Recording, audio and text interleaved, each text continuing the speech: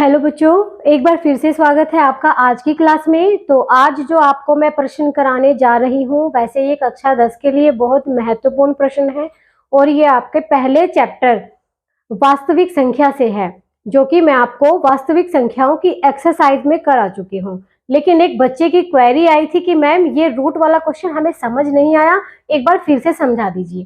ठीक है, तो इसके लिए मैं ये वीडियो आपके लिए लेकर आई हूँ। तो आपका प्रश्न इस प्रकार है कि सिद्ध कीजिए कि √2 एक अपरिमेय संख्या है। ये प्रश्न कक्षा 10 के बच्चों के लिए बहुत महत्वपूर्ण है। बोर्ड एग्जाम में ये प्रश्न बार बार आया है। ठीक है, तो चलिए, ये संख्या आपको बदल के दी जा सकती है एग्जाम में। √3 भी हो सकता है, √5, √7 कुछ भी हो सकता है। ठीक है, तो इसको सिद्ध करना है कि ये एक अपरिमेय संख्या है। जो हमें सिद्ध करना है, हम उसके विपरीत मान लेते हैं। हम मान लेते हैं कि √2 एक परिमेय संख्या है। ठीक है, तो इसको हल कैसे हम करते हैं, हम लिखेंगे कि माना √2 एक परिमेय संख्या है। हमने ये मान लिया कि √2 एक परिमेय संख्या है। ठीक है, अब परिमेय संख्या है तो परिमेय संख्याओं को हम कैसे लिखते हैं, भिन्नों के रूप में लिख सकते हैं ना। ठीक है, तो हम क्या कर सकते हैं कि अतः इसे हम √2 को हम कैसे लिख सकते हैं, p/q के रूप में। तो लिख देंगे अतः √2 बराबर क्या है, p/q। ठीक है, p/q के रूप में परिमेय संख्याओं को हम p/q के रूप में लिख सकते हैं। लेकिन p और q क्या होने चाहिए, पूर्णांक। ठीक है, अब ये हमने p और q पूर्णांक मान लिए, लेकिन हमने ये ऐसे पूर्णांक माने हैं कि इनमें कुछ भी उभयनिष्ठ नहीं है। ठीक है, तो क्या लिखेंगे, p और q सह अभाज्य पूर्णांक हैं। यहां लिख लेंगे जहां p और q सह अभाज्य पूर्णांक है। देखिए बच्चों, सह अभाज्य क्या होता है, सह अभाज्य का मतलब है कि p और q ऐसे पूर्णांक हैं कि इनमें 1 के अतिरिक्त कुछ भी उभयनिष्ठ नहीं है, कुछ भी कॉमन नहीं है। जैसे हम संख्या लेते हैं 2 और 3, अब इनमें 1 के अतिरिक्त कुछ भी कॉमन नहीं है। ठीक है, अगर 4 और 6 ले ले तो इसमें दोनों में 2 कॉमन है ना, 2 से ये भी कटता है, 2 से ये भी कटता है। ठीक है, तो हमने p और q ऐसी संख्या ली हैं, ऐसे पूर्णांक लिए हैं कि जिनमें 1 के अतिरिक्त, क्योंकि 1 तो सभी में कॉमन होता है, कि 1 के अतिरिक्त इनमें कुछ भी कॉमन नहीं है। ठीक है, अब क्या करेंगे, इसको हम क्रॉस मल्टीप्लाई करा देंगे, तो ये हो जाएगा q√2 बराबर कितना आ गया, p। ठीक है, अब इसमें क्या करेंगे, वर्ग कर देंगे दोनों पक्षों में, दोनों पक्षों में वर्ग करने पर, जब वर्ग करेंगे तो q तो क्या हो जाएगा, q² और √2 क्या हो जाएगा, 2। तो ये हो जाएगा 2q² बराबर कितना आ गया, p²। क्योंकि जब √2 पे स्क्वायर लगेगा तो वो 2 आ जाएगा, और q पे स्क्वायर लगेगा तो q² हो जाएगा, और p पे स्क्वायर लगेगा तो क्या हो जाएगा, p²। समझ आई बात, यहां तक क्लियर है सभी को। ये हमने मान लिया 1, कंडीशन 1 हो गई। ठीक है, अब क्या करेंगे, अब देखिए यहाँ पे एक चीज देखने को मिलती है कि q² 2 का मल्टीप्लाई है, इसका मतलब p² को डिवाइड करेगा, p² को विभाजित करेगा। ठीक है, तो क्या लिखेंगे कि 2, क्योंकि 2 p² को विभाजित करता है, p² को विभाजित करता है, इसलिए 2 p को भी विभाजित करेगा,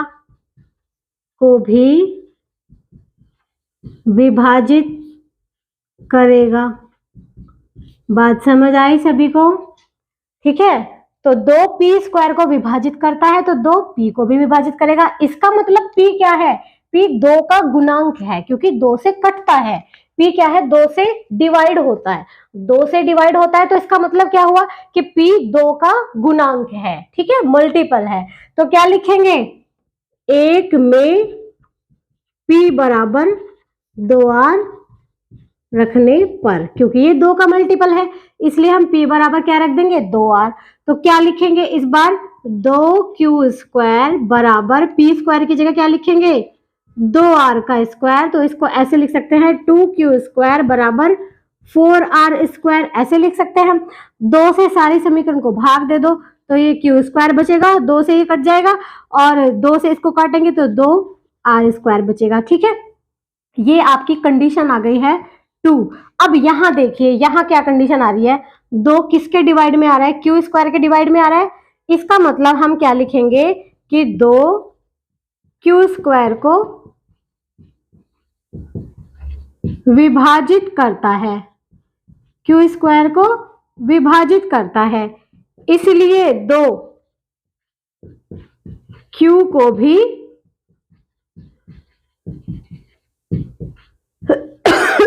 सॉरी विभाजित करेगा।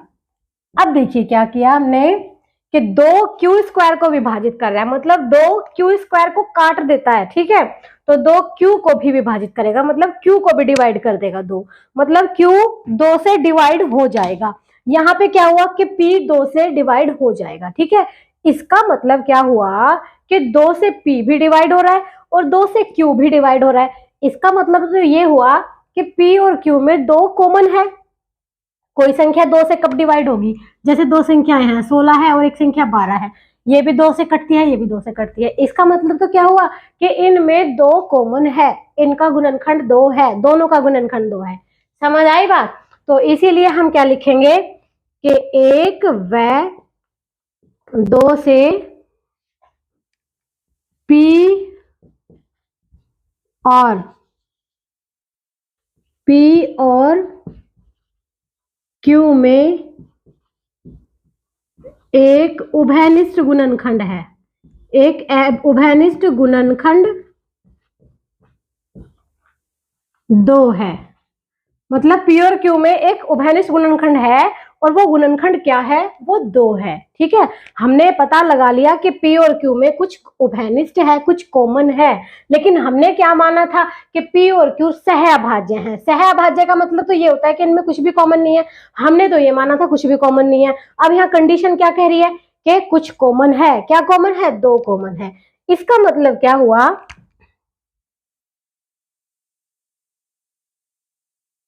हमें इस तथ्य का विरोधाभास प्राप्त होता है, विरोधाभास प्राप्त होता है कि p और q सहअभाज्य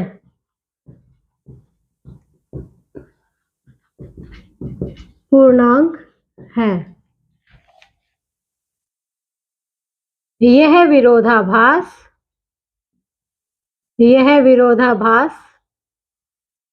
हमारी गलत परिकल्पना के कारण प्राप्त होता है, गलत परिकल्पना के कारण प्राप्त होता है। अतः अब हमने गलत परिकल्पना क्या की थी, हमने गलत परिकल्पना ये की थी कि √2 एक परिमेय संख्या है। इसका मतलब ये गलत आ गया, गलत आ गया तो इसका मतलब क्या हुआ, इसका अपोजिट, मतलब √2 परिमेय संख्या नहीं है, √2 एक अपरिमेय संख्या है। अतः √2 एक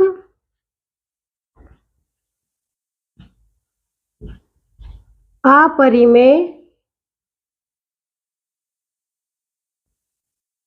संख्या है। ये सिद्ध हुआ।